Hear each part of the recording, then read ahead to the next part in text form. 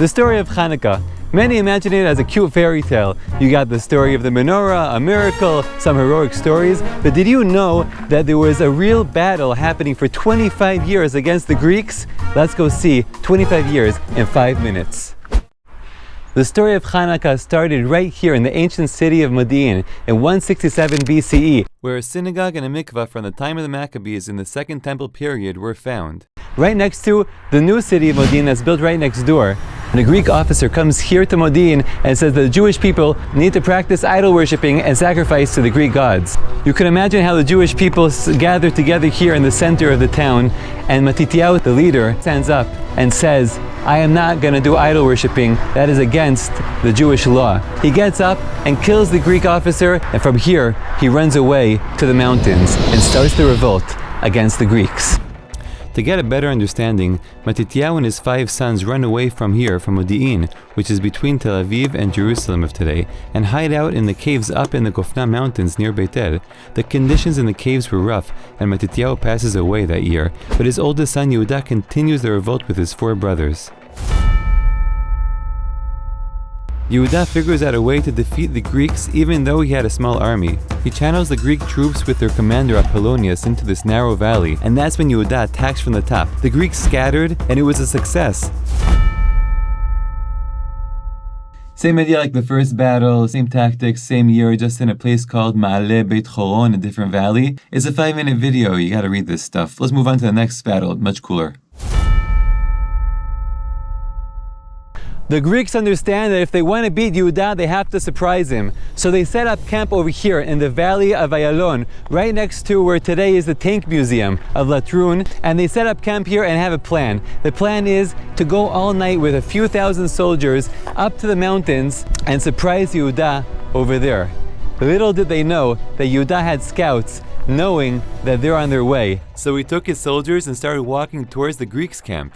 After a whole night of marching, Yehuda and his soldiers make it to the valley of Ayalon. You can imagine how they look out to the valley behind me and see the Greek army camping out. From there, they climb down to the valley where today the Jerusalem-Tel Aviv road goes and surprise the Greek camp. Another successful battle of Yehuda.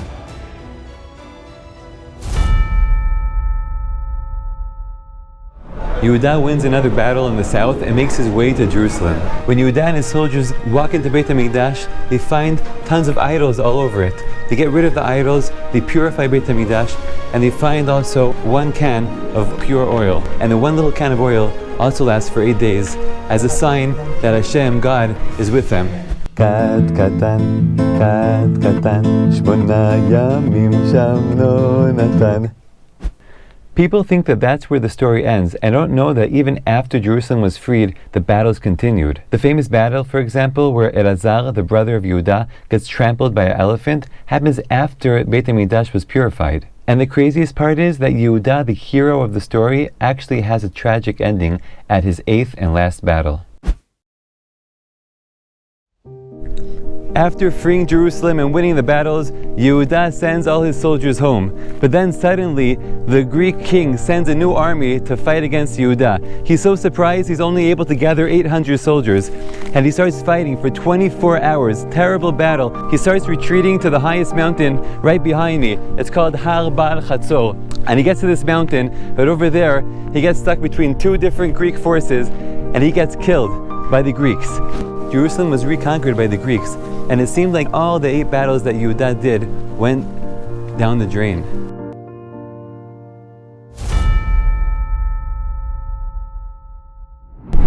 Even though Yehuda was killed, Yonatan, his little brother, doesn't give up. He runs away to here with his family to the Judean desert next to Tekoa. And over here, hiding out in the caves, he starts building himself up, building an army, getting ready to continue the revolt that's going to continue for another 18 years. Can imagine how they were hiding out over here. It wasn't simple. Not for me, at least. After years of guerrilla fighting, Yonatan is able to reconquer Jerusalem and also get freedom of religion. But that wasn't enough, because Yonatan wanted to reestablish the Jewish state, not only in Jerusalem, but in all of Israel. Yonatan has such a strong army that the Greek commander Trifon wants to meet him and make a peace agreement. Yonatan goes to meet him in Akko, but unfortunately Trifon catches him and kills him. but his brother Shimon continues the battle. But finally, in 142 BCE, 25 years after the revolt began, Shimon established the Jewish state, and that's the end of the revolt. It was important for me to talk about the realistic story of Hanukkah because I feel like a lot of people think that it's some mystical story and not something real. But knowing that it's something real that happened helps us also think about what we have today. We have a Jewish state. It came from bravery, it came from Mesirut Nefesh, but ultimately it came from God. Hanukkah Sameach. See you next time in another amazing place in Israel.